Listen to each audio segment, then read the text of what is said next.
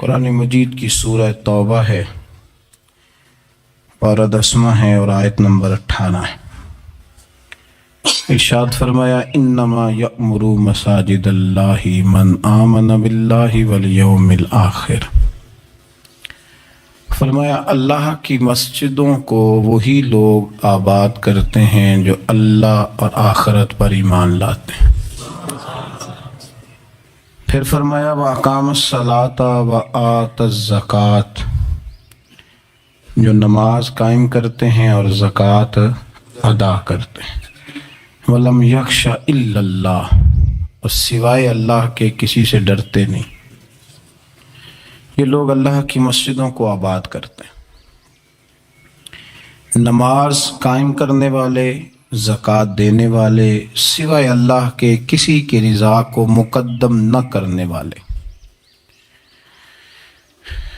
اور سب سے پہلے یہ کہ وہ اللہ اور آخرت پر جب ایمان مضبوط ہو جاتا ہے پھر مسجد کی طرف رجوع کرنا آسان ہو جاتا ہے۔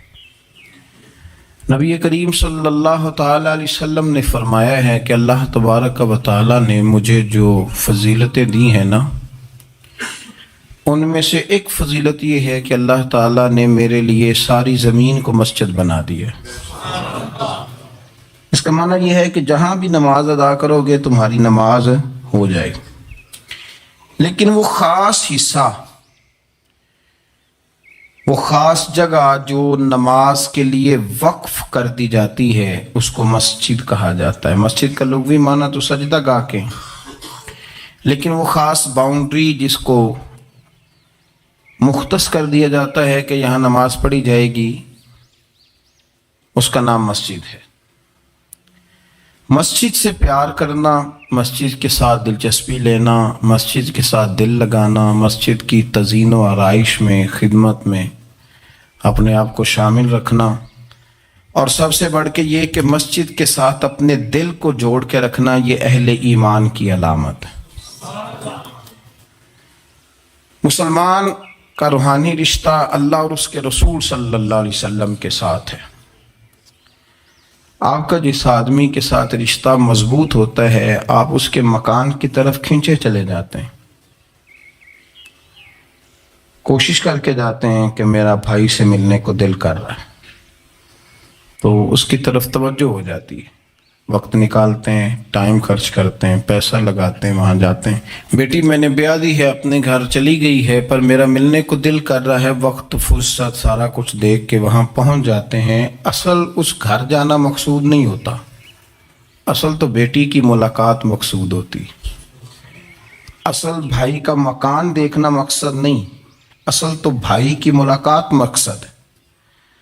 تو مسجد میں جب آپ آتے ہیں تو مقصود یہ ہے کہ میں اس جگہ جا رہا ہوں جسے رب کریم نے اپنا گھر قرار دیا ہے۔ اب اس گھر کے ساتھ دلچسپی، اس گھر کے ساتھ آپ کا تعلق مضبوط ہوتا چلا جاتا ہے۔ رسول کریم صلی اللہ علیہ وسلم نے فرمایا ہے کہ زمین پر جو گھر سب سے پہلے بنایا گیا، جو مسجد سب سے پہلے بنائی گئی، وہ بیت اللہ شریف، مسجد الحرام، اور فرمایا جب ساری دنیا فنا ہو جائے گی تو جو جگہیں باقی رہ جائیں گی وہ مسجدیں، وہ حصہ جس پہ مسجد تعمیر کر لی جاتی ہے وہ حصہ باقی رہے گا۔ مسلمانوں کے اندر جہاں چیزیں بڑی تیزی کے ساتھ پھیلی اور ہماری دلچسپیوں کا رخ جب سے دنیا داری کی طرف زیادہ بڑھا تو مسجد سے بھی تھوڑا سا لوگوں کا رجحان کم ہوا ہے۔ ایک تو لوگ مسجد میں دیر سے آتے ہیں اور پھر جلدی جانے کا شوق رکھتے ہیں۔ کبھی ہم دیکھتے تھے کہ اسکول کا گیٹ بہت بڑا ہوتا تھا لیکن چھٹی کے ٹائم تنگ پڑ جاتا تھا۔ یہی حال مسجد میں جب نماز ختم ہوتی ہے تو اس وقت ہوتا ہے۔ پتہ نہیں کتنے ضروری کام ہیں جو پیچھے ہیں، کون سی ایسی چیز ہے جو دھکیل رہی ہے۔ بچے تو اپنے آپ کو بڑی قید میں سمجھتے تھے اس لیے جایا کرتے تھے، لیکن مسجد سے اس تیزی سے نکلنا، نماز پڑھنے والوں کی نماز کا خیال نہ کرنا، کسی کی تکلیف کا احساس نہ کرنا اور شدت کے ساتھ وہاں سے نکلنے کی کوشش کرنا، اس عمل پر جب غور کیا جائے تو برے خیالات ذہن میں آتے ہیں، ایسی چیزیں ذہن کے اندر آتی ہیں جن کا ایک مسلمان کے حق میں ہونا ٹھیک نہیں۔ میرے نبی پاک صلی اللہ تعالی علیہ وسلم نے ارشاد فرمایا، قریب محبوب فرمانے لگے کہ 7 شخص ایسے ہیں کہ قیامت کے دن اللہ کے عرش کے سائے کے علاوہ سایہ نہیں ہوگا، تو رب کریم ان 7 بندوں کو اپنے عرش کا سایہ عطا فرمائے گا۔ وہ 7 لوگ ہیں، ان میں سے نبی پاک صلی اللہ تعالی علیہ وسلم نے ایک شخص وہ بیان کیا کہ جو نماز پڑھ کے مسجد سے نکل تو جاتا ہے پر اس کا دل مسجد کے ساتھ جڑا رہتا ہے، اس کی طبیعت مسجد کے ساتھ لگی رہتی ہے کہ اللہ کے گھر سے ہو کے آیا ہوں، مجھے دوبارہ اللہ کے گھر جانا ہے، اس کا دل لگا رہتا ہے، جڑا رہتا ہے، وہ انتظار کرتا ہے کہ دوبارہ کب میں نے مسجد میں جائیں۔ یہ رویہ نہیں اس کا ہونا چاہیے کہ وہ کہے اوہو سردیوں میں تو بس نماز ہی نماز رہ گئی ہے، اعتراض نہ کرتا پھرے، بلکہ وہ اس کا دل جڑا رہے۔ مسجد کے ساتھ جو خاص رشتہ ہے، بخاری مسلم میں حدیث ہے، نبی پاک صلی اللہ علیہ وسلم نے فرمایا، ویسے تو ساری زمین ہی اللہ کی ہے نا، للہ ما فی السماوات و ما فی الارض، زمین و آسمان میں جو کچھ بھی ہے وہ اللہ کا ہے، لیکن حضور فرماتے ہیں کہ خطہ زمین پر جو جگہ رب کو سب سے زیادہ پیاری جگہ، ساری اللہ کی ہے، پر جو اللہ کو سب سے پیارا ٹکڑا ہے وہ جگہ ہے جہاں مسجد بنا دی جاتی۔ وہ خاص خطہ، آپ ذرا حدیث کے لفظوں پر غور کریں، فرمایا احب البلاد، وہ اللہ کا محبوب ٹکڑا ہے زمین پر جہاں مسجد بنا دی جاتی ہے۔ وہ اب آپ اندازہ کریں کہ وہ پیسے کتنے قیمتی ہیں، جو کمائے کسی نے تھے، لگ مسجد میں گئے، اور محبوب کس کے ہو گئے؟ اللہ تعالیٰ کے۔ یعنی میرے تیرے کمائے ہوئے پیسے اللہ کے محبوب پیسے تب بنیں گے جب اللہ کے گھر میں خرچ ہو جائیں گے، تعمیر مسجد پر، تشکیل پر۔ فرمایا یہ سب سے زیادہ اللہ کو، اور سید عالم صلی اللہ تعالی علیہ وآلہ وسلم نے ارشاد فرمایا کہ اللہ تبارک و تعالیٰ کو زمین پر، زمین ساری ہی اللہ کی ہے، لیکن اللہ تبارک و تعالیٰ کی زمین پر جو جگہ اللہ کو ناپسند ہے وہ جگہ ہے جہاں بازار بنا دیا جاتا ہے۔ بہت سارے لوگ ہیں عدم دلچسپی، ہاں گھر میں بھی نماز پڑھنی چاہیے، مشکات میں حدیث ہے، نبی پاک علیہ السلام نے فرمایا اپنے گھروں میں مسجدیں بناؤ، یعنی ایک جگہ مخصوص کرو وہاں جہاں صرف نماز پڑھی جائے۔ فرمایا اپنے گھر میں مسجد بناؤ اور کچھ حصہ نماز کا گھر میں بھی پڑھا کرو، کچھ نوافل، کچھ سنتیں، کچھ حصہ گھر میں بھی نماز کا پڑھا کرو۔ فرمایا اپنے گھر کو قبرستان نہ بناؤ۔ اس کا مطلب ہے جس گھر کے اندر نماز نہ پڑھی جائے، بالکل اس گھر میں سارے زندے لوگ بھی رہتے ہوں تو گھر قبرستان ہے۔ یہ حضور کا فرمان ہے کہ سارے لوگ زندے ہیں، ہنستے ہیں، بستے ہیں، کھیلتے ہیں، اٹھتے ہیں، پر 2 رکعتیں نماز نہیں پڑھی جاتی، وہ قبرستان ہے۔ حضور نے فرمایا قبرستان ہے۔ جتنی مرضی ٹائلیں لگی ہوئی ہوں، ہر کمرے میں اے سی ہو، بڑا شاندار باتھ روم ہو، ساری سہولتیں ہوں، اگر گھر والے گھر میں کچھ نماز نہیں پڑھتے، خواتین نہیں پڑھتی، مرد کچھ نفل نہیں پڑھتے، وہ قبرستان ہے۔ اور جس گھر میں کوئی اٹھ کے سویرے تہجد کا وضو کرتا ہے، وہ مردوں کا گھر نہیں، وہ تو زندوں کا گھر ہے۔ بچوں کو تکلیف تو ہوتی ہے جب سویرے بوڑھے اٹھ کے تہجد کا وضو کرتے ہیں، چونکہ ان کے سونے کا ٹائم ہی وہ ہوتا ہے جب بابے اٹھ جاتے ہیں۔ بابا جی سویرے اٹھ کے وضو کر رہے ہوتے ہیں تو بچہ تنگ ہوتا ہے، دیکھو جی مطلب چونکہ اس نے جو سونا ہی اس وقت ہے جب دنیا کے جاگنے کا وقت ہے، لیکن اس کو پتہ نہیں جب تیرے گھر میں کوئی تہجد کا وضو کرتا ہے تو رب راضی کتنا ہوتا ہے۔ ہو سکتا ہے تیری بھی بڑی خطائیں اس کی وجہ سے معاف ہو جاتی ہیں۔ اس کا بوڑھا باپ، اس کا دادا، اس کا نانا سویرے اٹھ کے نماز پڑھنے لگا۔ ہم کیوں نہیں اس بات کو سمجھتے کہ مسجد کے ساتھ ہماری دلچسپی اللہ کے گھر کے ساتھ ہمارا تعلق میرے نبی کریم صلی اللہ تعالی علیہ وسلم نے فرمایا میں نے جنت کے اندر دیکھا کہ کس عمل کا ثواب زیادہ ہے، تو فرمایا میں نے سب سے زیادہ اجر والے جو اعمال دیکھے ان میں ایک عمل یہ ہے کہ جو بندہ مسجد کی صفائی کر کے کچھ کوڑا مسجد سے باہر نکال دے گا، رب کریم اسے جنت میں بڑا درجہ عطا فرما دے گا۔ لیکن یہ تو کام کرے گا کوئی غریب آدمی، ناراض نہ ہونا، مسجد میں جھاڑو دے گا کوئی۔ میں نے اپنے لاہور والے سارے پیر بھائیوں کو بلایا تھا، کچھ دن ہوئے، میں نے ان کو نصیحت کی تھی کہ آپ اپنے علاقے کی مسجد کی صفائی کیا کریں، اور ساتھ میں نے انہیں کہا تھا کہ یہ میرا اپنے حکم سمجھنا ہے کہ مسجد کے انتظامی معاملات میں مداخلت نہیں کرنی، اپنی مسجد محلے کی میں جائیں اور جا کے جھاڑو دیں۔ بابا فرید صاحب رحمۃ اللہ علیہ فرمایا کرتے تھے جو چاہتا ہے اس کے دل کو سکون ملے تو وہ اللہ کے گھر میں جھاڑو دیا کرے، اور خود اپنے آپ سے کہا کرتے تھے اٹھ فریدہ ستیا جھاڑو دے مسید، تو ستا ہے رب جاگدا تیری ڈاڈے نال پرید۔ مسجد کی صفائی کر، لیکن یہ بھی غریبوں کے حصے میں آیا۔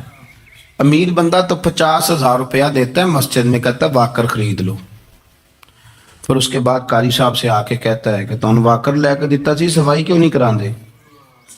تو اگر کوئی غریب آدمی ذرا ڈرتے ڈرتے لقمہ دیتا ہے تگڑے بندے کو، ڈرتے ڈرتے وہ اسے کہہ ہی دے نا کبھی کہ قاری صاحب کو صفائی نہیں کرائی دی، تو پھر امیروں کے پاس ایک اور بھی جملہ ہے، وہ کہتے ہیں انہیں کہڑا آپ کرنی بالا کو نہیں کرانی، تو میں کہ تسی اپنے بالا کو کرا لو، لیاؤ بالا نو نال، وہ نہیں کرتے صفائی۔ اگر آپ کے بچے آپ کے کہنے پہ صفائی نہیں مسجد کی کرتے تو قاری صاحب کے کہنے میں کب صفائی کریں گے؟ قاری صاحب کے پاس بھی بچوں کی اماں آ جاتی ہے، وہ آ کے کہتے ہیں مولوی تو 8,000 کا ہے اور میرا بچہ 1.5 کروڑ کا ہے، میرے سے پیسے لے کے صفائی والا بندہ رکھ لے، میرا بچہ نے اسکول جانا ہوتا ہے، سبق سنانے آتا ہے کہ صفائیاں کرنے آتا ہے۔ کہاں ہیں وہ لوگ گئے جو توجہ کے ساتھ مسجد سے پیار کرتے تھے، جن کا ذوق ہوتا تھا، جن کو شوق تھا کہ وہ مسجد کے ساتھ اپنی دلچسپیوں کو برقرار رکھیں گے اور دور سے چل چل کے مسجد کے قریب آئیں گے؟ طبیعت ہی نہیں، دل ہی نہیں۔ وہ بندہ جس نے 50,000 روپیہ دیا وہ جھاڑو کو ہاتھ لگائے، توبہ توبہ توبہ توبہ، وہ کوئی کام کر لے، ہو ہی نہیں سکتا، سوال ہی نہیں پیدا ہوتا۔ وہ تو آ کے کہے گا، جاتی دفعہ کہہ جائے گا کہ وہ ذرا فلانی جگہ کو بھی صاف کرا دے، وہاں بڑا برا حال تھا۔ تو بھئی یہ تو اللہ کا گھر ہے، تو جس طرح اللہ سب کا رب ہے اسی طرح مسجد بھی سب کی سانجھی ہے کہ نہیں؟ تو وہ تھوڑی سی نیکی آپ کر لیں، وہ جھاڑو پڑا ہے، کام کریں اپنے علاقے کی مسجد کی خوبصورتی میں، تزئین و آرائش میں، اور کوشش کریں تھوڑا چل کے وقت پہ مسجد میں جائیں، ذوق بنائیں۔ ایک قبیلہ تھا مسجد نبوی شریف سے تھوڑا دور رہتے تھے وہ لوگ، تو نبی کریم صلی اللہ تعالی علیہ وسلم کی مسجد کے دائیں بائیں نہ کچھ مکانات خالی ہوئے، تو مالکوں نے یہ کہا کہ ہم یہ مکانات بیچیں گے۔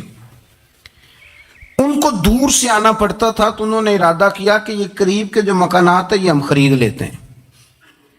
نبی کریم صلی اللہ تعالی علیہ وسلم کو خبر ملی کہ بنو سلیم قبیلے کے وہ لوگ یہ مکان خرید رہے ہیں تاکہ ہمیں مسجد کا قرب نصیب ہو جائے، دور سے چل کے آنا پڑتا ہے، وہ قریب آ جائیں گے تو ذرا مسجد میں حاضری ہماری آسان ہو جائے گی۔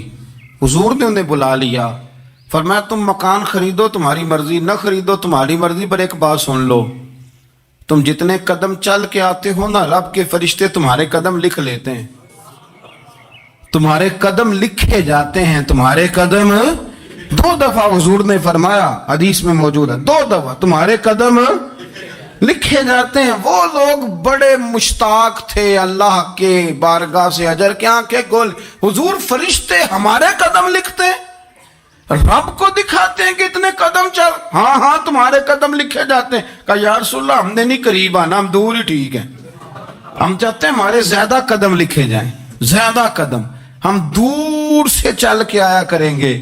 شعر یاد آ گیا ہے کسی درویش کا، اس نے کہا تھا کہ گو سنا تھا آستانہ یار دور ہے، پر ہم نے بھی ٹھان لی تھی کہ جانا ضرور ہے۔ رسول کریم صلی اللہ تعالی علیہ وسلم کے غلاموں نے مسجدیں بنائیں، مسجدوں کے ساتھ دلچسپی کا رویہ رکھا، مسجد کے ساتھ ان کی وابستگی بڑی مضبوط رہی. میں نا مسجد نبی شریف میں بیٹھا تھا تو بہت زیادہ شہرت بھی کئی دفعہ بہت سارے مسائل کو بھی جنم دیتی ہے. تو کچھ ایسی جگہیں ہوتی ہیں جہاں آپ کو خود ادب کے ساتھ جانا چاہیے. وہاں زیادہ جھمگٹے لوگوں کا آنا جانا ہاتھ چموانا ویسے ہی تھوڑا ادب کے خلاف لگتا ہے. تو کوشش ہوتی ہے کہ ذرا وہاں کوشش کی جائے کہ ذرا چپکے سے کوئی کام ہو جائے. لیکن پیار کرنے والے تو پھر مل ہی جاتے ہیں نا ہر جگہ. مسجد نبی شریف کی صفائی کرنے والے لوگ میرے پاس آ کے بیٹھ کے کہنے لگے آپ سے فوٹو کھنچا لیں.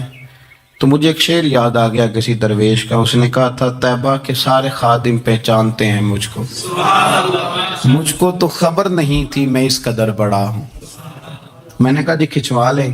تو ان میں ایک شخص بولا, کہنے لگا پیر صاحب آپ سے ایک بات کرنی ہے. میں نے کہا کریں. کہنے لگا میرا نا تنخواہ بڑی تھوڑی ہے, بلدیہ کا ملازم ہوں, تھوڑی سی تنخواہ ملتی ہے, تو میرا ارادہ تھا چھوڑ جاؤں. روز پروگرام کرتا تھا کہ پاکستان جا کے کوئی کام کر لوں گا. پھر میں نے آپ کی ایک تقریر سنی.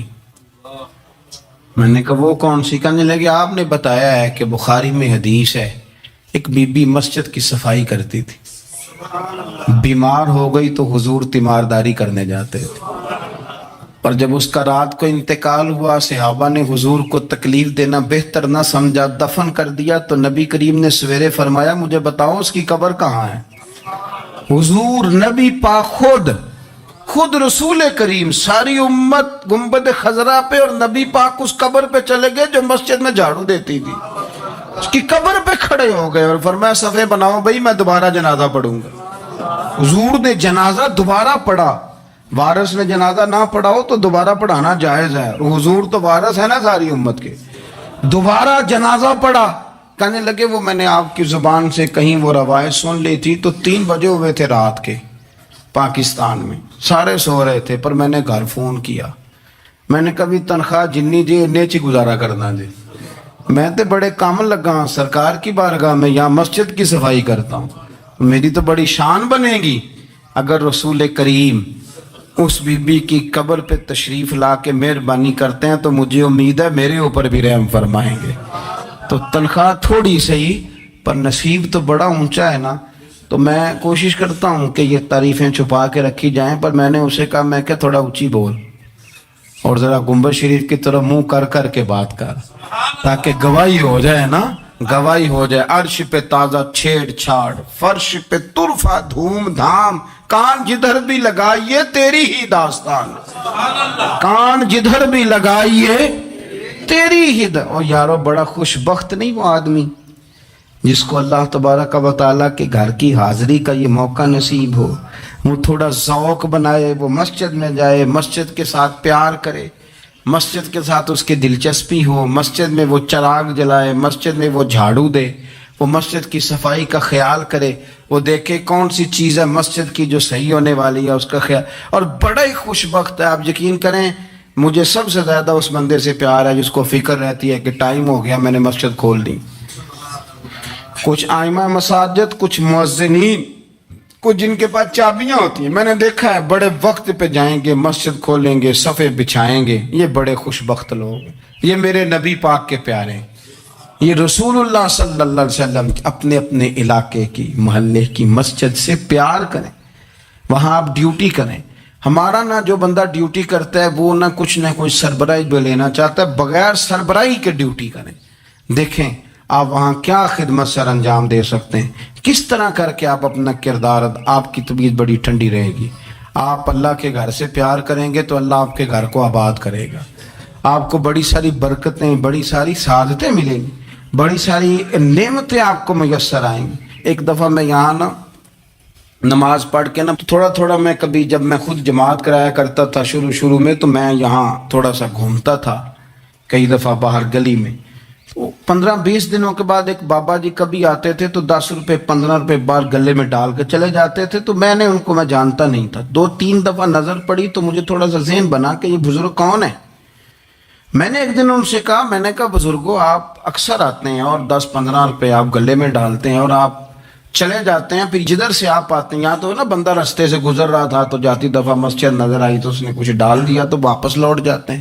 کہنے لگے مولوی صاحب میرا ایک ذہن ہے کہ ہر مسجد میں میرے نام کی ایک اینٹ لگ جائے، اور میرا ذہن ہے میں غریب سا بندہ ہوں، زیادہ پیسے میں دے نہیں سکتا، تو میں نے مسجدیں رکھی ہوئی ہیں، تو میں ہر مہینے ہر مسجد میں جتنی میں نے رکھ لی ہیں میں جاتا ہوں، تو اپنے حصے کی نا میں اس میں جو میرے سے ہو سکتا ہے میں کتنا اچھا ذوق ہے۔ حضرت تمیم داری رضی اللہ تعالیٰ عنہ میرے نبی کریم کے صحابی ہیں، انہوں نے نا سب سے پہلے مسجد میں آ کے چراغ جلایا تھا، اتنے راضی ہوئے میرے نبی پاک، اتنے راضی ہوئے، فرمایا تمیم تو نے مسجد میں چراغ نہیں جلایا، تو نے تو اپنی قبر روشن کر لی ہے، اور فرمایا تم نے تو مکمل نور حاصل کر لیا ہے، مکمل۔ اور خاص حضور نے ڈیوٹی لگائی سیدنا بلال حبشی کی، وہ مسجد کا خیال کرتے، مسجد پہ توجہ دیتے، مسجد نبوی میں کون سی چیز کہاں کس انداز میں کرنی ہے، حضرت بلال وہ خدمت سر انجام دیتے۔ نبی پاک علیہ السلام مسجد کے لیے مختلف اوقات میں مختلف احکام جاری کرتے۔ پہلے سرکار دو عالم صلی اللہ علیہ وسلم نے ایک دروازہ مخصوص کر دیا تھا، فرمایا بھئی ایک فیصلہ میرا یہ ہے کہ اس گیٹ سے صرف عورتیں آئیں گی، مرد نہ داخل ہوں، حضور نے وقف کر دیا عورتوں کے لیے۔ پھر ایک وقت ایسا آیا کہ نبی پاک صلی اللہ علیہ وسلم کے بہت سارے صحابہ نے جن کے گھر مسجد کے بالکل ساتھ تھے، انہوں نے مسجد کے اندر دروازے کھول لیے تھے، مسجد میں آیا کرتے تھے۔ اللہ کے رسول صلی اللہ علیہ وسلم نے فرمایا بھی اب جماعت کا وقت ہوتا ہے اور بالکل دروازہ مسجد کے اندر تم نے کھولا ہوا ہے تو کچھ چیزوں میں مشکل پیدا ہوتی ہے، لہذا سارے دروازے بند کر دو، ایک دروازہ کھلا رہے، اور وہ ہے جناب ابو بکر صدیق کا، وہ آج بھی کھلا ہے مسجد نبوی میں، اس کو وہ دروازے کو بند نہیں کرتے، کبھی ضرورت ہو تو وہ آگے کوئی کنات لگا دیتے ہیں، دروازہ وہ ہمیشہ کھلا رہتا ہے، اس لیے کہ اس کو میرے نبی پاک نے کھولا ہے، وہ دروازہ کھلا رہتا ہے۔ حضور نے مختلف اوقات میں مسجد کی تزئین و آرائش میں، اس کی وسعت میں دلچسپی کا اظہار کیا۔ حضرت بلال جھاڑو دیتے، آنے والے لوگوں کا خیال کرتے، مجھے کہہ لینے دیں، اس کو سیاسی نہ رہنا سمجھے، مجھے کہنے دیں، اور میں بہت ساری احادیث اور بہت ساری سیرت کی کتابوں کا نچوڑ ایک جملے میں بیان کرتا ہوں۔ مسجد نبوی ایک پارلیمنٹ ہاؤس کا درجہ رکھتی تھی، اسی میں سارے فیصلے ہوتے تھے، اسی کے اندر کافروں کے ساتھ جو معاملات تھے وہ طے ہوتے تھے، اسی میں ہر چیز سیٹ ہوتی تھی مسجد کے اندر۔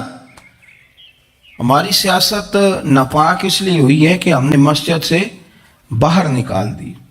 جب تک یہ مسجد کے اندر تھی، وضو کر کے لوگ بیٹھتے تھے، قرآن پاک کی آیات بیان کر کے اپنا موقف بیان کرتے، بڑا صاف ستھرا نظام چلتا تھا۔ امیر المومنین کا پارلیمنٹ ہاؤس مسجد ہوتی تھی، وہ مسجد میں بیٹھ کے سارے کام کرتے تھے، اور مسجد کے پاکیزہ ماحول کے اندر سارے کام مکمل کیے جاتے تھے۔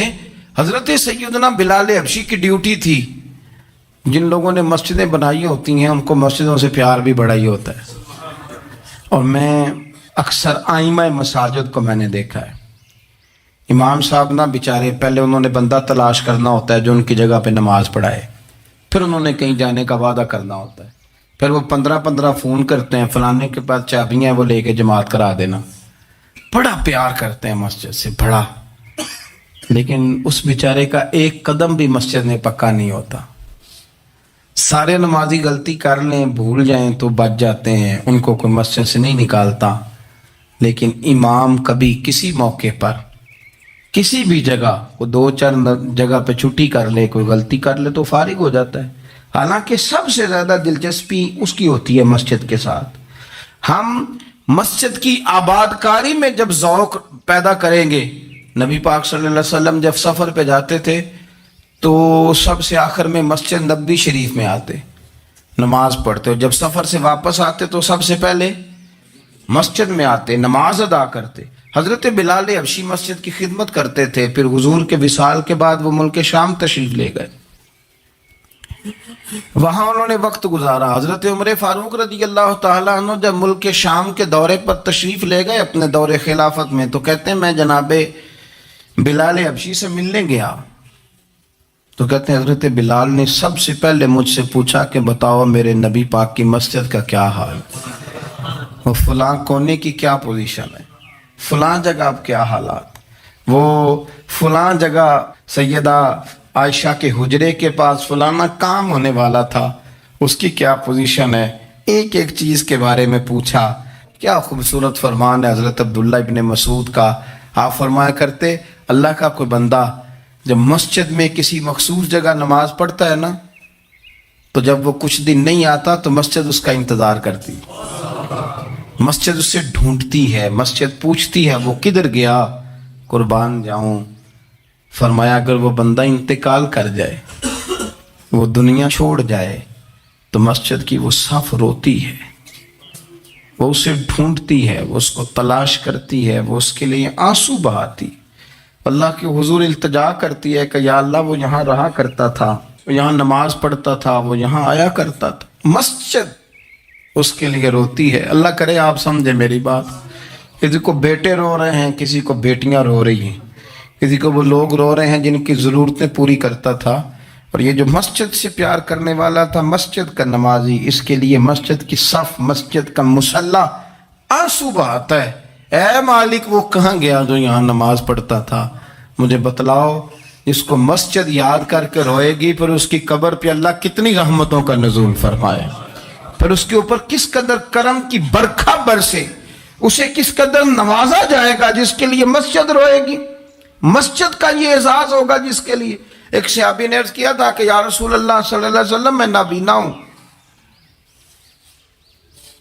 مجھے نظر نہیں آتا، اجازت ہے گھر میں نماز پڑھ لوں؟ تو میرے کریم علیہ السلام نے فرمایا تیرے کانوں میں اذان کی آواز جاتی ہے؟ حضور جاتی ہے۔ فرمایا پھر گھر نہ پڑھ، پھر مسجد آ کے پڑھ، پھر تو مسجد میں آیا کر، تو نماز پڑھا کر، تیرے کانوں میں آواز جاتی، لہذا تو مسجد میں آیا کر، یہاں آ کے نماز پڑھا کر۔ ناپسندیدہ ترین، اور اگر تیری ہی زمین ہو، اپنی خوش قسمتی تو دیکھیں کہ میری زمین، میرے پیسے، اور جب میں نے مسجد بنا دی تو وہ پیسے رب کے پیارے ہو گئے، وہ زمین اللہ کی محبوب ہو گئی، وہ پیسے پیارے ہو گئے، وہ محبوب ہو گئے۔ لیکن بڑا ہی مشکل کام ہے، مسجدوں میں اعلان ہوتا ہے کہ بل آ گیا ہے، کوئی مہربانی کرو، اور پھر پکے سچے حاجی، نمازی، نیک صالح پرہیزگار بندے بڑی مشکل سے جیب میں ہاتھ ڈالتے ہیں، اور جو باہر آتا ہے اس میں پورا 100 روپیہ نکل آتا ہے، پورا ہی 100، یعنی کہ، اور گننے میں آپ کو پتہ ہے ایک ایک روپیہ کر کے گنے تو 5-7 منٹ تو 100 گننے میں لگ ہی جاتے ہیں، پھر وہ گننا پڑتا ہے۔ اور مسجد کی ٹوپیوں میں سے، مسجد کے گلوں میں سے اکثر وہ لوٹ نکلتے ہیں جو دکاندار لیتا ہی نہیں، وہ کہتے ہیں اللہ کو دے آتے ہیں جا کے۔ دیکھیں اپنا رویہ اس لحاظ سے درست کریں، اس لحاظ سے درست کریں کہ جس طرح میرے لیے اپنا گھر بنانا ضروری ہے نا، اسی لیے میرے لیے مسجد بنانا بھی اسی طرح ضروری ہے۔ جب حضور جتنا عرصہ تک مکہ شریف میں تشریف فرماتے تو زیادہ وقت مسجد الحرام میں گزارتے تھے، اور جب قریب محبوب صلی اللہ تعالی علیہ وسلم، محبوب دو عالم علیہ السلام مدینہ طیبہ تشریف لے آئے تو حضور نے سب سے پہلے مسجد قباء کی تعمیر فرمائی۔ کوئی ایک حجرہ نہیں ابھی بنایا، ابھی یہ طے نہیں کیا کہ میں نے مدینے کے کس حصے میں اپنا مکان بنانا ہے، کہاں رکنا ہے۔ سب سے پہلے مسجد شریف کی تعمیر فرمائی اور بنفس نفیس فرمائی، وہ مسجد مکمل ہو گئی۔ سرکار کا قیام تھا جناب ابو ایوب انصاری کے گھر میں، تھوڑے سے فاصلے پر نظر پڑی تو ایک کھلا میدان موجود تھا، 2 یتیم بچوں کی زمین تھی۔ فرمایا یہ زمین مجھے دے دو، اس میں میں مسجد بناؤں گا۔ ان 2 یتیم بچوں نے عرض کی یا رسول اللہ صلی اللہ علیہ وسلم آپ رکھ لیں، مسجد بنا لیں۔ فرمایا یوں نہیں بھائی، پیسے دیں گے۔ اسلام یہ نہیں کرتا کہ بندے کی حیثیت سے زیادہ اس پر بوجھ ڈال دیا جائے، وہ یتیم بچے ہیں، ابھی ان کے پاس کوئی ایسے ذرائع نہیں ہیں مال کمانے کے، تو فرمایا تمہیں پیسے ملیں گے۔ اور حضرت ابو بکر صدیق رضی اللہ تعالیٰ عنہ اور حضرت عثمان غنی جیسے مالداروں کے ذمے لگایا گیا کہ انہیں رقم ادا کی جائے، وہ پیسے ان بچوں کو دیے، یہاں مسجد کی تعمیر شروع کی۔ اب چونکہ مسجد قباء بھی سرکار نے بنائی تھی تو ایسا نہیں فرمایا کہ اس کو چھوڑ دیا جائے، بلکہ صحیح حدیث کے لفظ ہیں کہ نبی کریم علیہ السلام ہر ہفتے یا گھوڑے پر بیٹھتے یا اونٹنی پر بیٹھتے یا پیدل سفر کرتے اور ہر ہفتے فجر کی نماز پڑھ کے مسجد قباء تشریف لے جاتے. اس مسجد کی آباد کاری میں حضور دلچسپی لیتے، شوق تھا سرکار کو، اس کو آباد کرنے میں دلچسپی لیتے. اور پھر میرے محبوب کریم علیہ السلام نے اس مسجد کے آباد کرنے میں ایک اور فضیلت بیان کی. فرمایا جو بندہ گھر سے وضو کرے اور میری مسجد قباء میں آ کے 2 رکعت نفل پڑھے، اللہ کے رسول کا وعدہ ہے اللہ اسے پورے عمرے کا ثواب عطا فرمائے گا. آپ دیکھ لیں مدینہ شریف میں جس طرح مسجد نبوی شریف ہر وقت کھلی رہتی ہے، مسجد قباء بھی ہر وقت کھلی رہتی ہے. ہر وقت وہ مسجد موجود ہے، دن کو جائیں رات کو جائیں، آپ کو وہاں نماز پڑھنے کے مواقع میسر ہیں. گویا حضور نے بنائی بھی ہے اور میرے نبی نے بسائی بھی ہے، اور وہ پوری طرح بسی ہوئی ہے. وہاں لوگوں کا آنا جانا ہے، وہاں ہر قسم کی خوشبو. یہاں حضور نے مسجد کی بنیاد رکھی، حجرہ کوئی نہیں ابھی بنایا، کسی زوجہ کے لیے رہنے کو کوئی جگہ نہیں بنائی. یہ اب شوق دیکھیں، مسجد کے ساتھ حضور کی دلچسپی دیکھیں کہ سرور کائنات صلی اللہ تعالی علیہ وسلم نے مسجد نبوی شریف کی بنیاد رکھی. مسجد کے لیے حضور نے خود بنفس نفیس تعمیر میں حصہ لیا. حضور پتھر اٹھا کے لاتے، مسجد کی تعمیر میں کام کرتے. حضرت سیدنا ابو ہریرہ رضی اللہ تعالیٰ عنہ فرماتے ہیں ہم ایک اینٹ اٹھا کے لاتے تھے تو حضرت عمار بن یاسر رضی اللہ تعالیٰ عنہ 2 اینٹیں اٹھاتے تھے. تو جب وہ اینٹیں اٹھا کے لا رہے تھے تو ان کے کپڑوں کو کچھ مٹی لگ گئی. تو جس طرح انسان کسی بچے کو شاباش نہیں دیتا اور کبھی کسی بچے کو مٹی لگ جائے تو اس کے کپڑے نہیں جھاڑتا، سرور کائنات صلی اللہ تعالی علیہ وآلہ وسلم نے جب دیکھا، یہ بخاری کے لفظ ہیں، سید عالم علیہ السلام نے جب دیکھا کہ حضرت عمار بن یاسر کے کپڑوں کو مٹی لگ گئی ہے تو حضور صلی اللہ علیہ وسلم قریب گئے اور صحابہ فرماتے قربان جائیں، حضور نے اپنے دست مبارک سے ان کے کپڑوں کی مٹی جھاڑنی شروع کر دی. گویا مسجد بنانے والے مزدور کے ساتھ نبی پاک علیہ السلام کی اتنی دلچسپی ہے، اگر اس کے کپڑوں کو مٹی لگ جائے تو حضور اپنے ید اللہ والے ہاتھوں سے وہ مٹی صاف فرماتے ہیں. ہمارے ہاں اول تو ہمارا مزاج نہیں مسجد کی طرف توجہ دینے کا. اگر کوئی 2-4 بندے مسجد کی کمیٹی میں کبھی زبردستی الجھ جائیں، ان کو الجھا ہی لیا جائے، تو سب سے پہلا فتویٰ یہ لگتا ہے کہ یہ بندہ خزانچی ہے، مسجد کو کھا گیا. سب سے پہلا فتویٰ اس کو یہ لگتا ہے. اور اکثر آپ ناراض نہ ہوں، یہ باتیں وہ لوگ کرتے ہیں جو ایک دھیلا نہیں دیتے مسجد میں. ان کو بڑی فکر ہوتی ہے دوسروں کے پیسوں کی، ہاں جی، کہ اس نے پیسے دیے تھے تو یہ کھا گیا. مجھے بھی ایک دفعہ ایک جگہ میں گیا ہوا تھا تو ایک صاحب کہنے لگے جی اس مسجد میں بڑا فنڈ آیا پر فلانا بندہ کھا گیا ہے. تو اس سے بھی تھوڑا سا وہ یہ ہوتا ہے کہ جب آپ کسی کے خلاف بات کرتے ہیں تو سامنے والا آپ کو اپنی ہمدردی دے کے تو 1-2 بات اور کرتا ہے. میں نے اس سے کہا کہ آپ نے کتنے پیسے دیے مسجد میں؟ کہنے لگا جی کچھ میں نے بھی دیے. میں کہ چل پہلے تیرے تے دعاواں نہ دے کولو آ چلیے. کہنے جی نہیں وہ تو میں دے چھڑے. تو میں کہ پھر جنہ دیتے سن انہاں بھی دے ہی چھڑے کہ تو حساب لینا ہے کہ اللہ لینا ہے. اتنا زیادہ ٹینشن لینے کی کیا ضرورت ہے آپ کو؟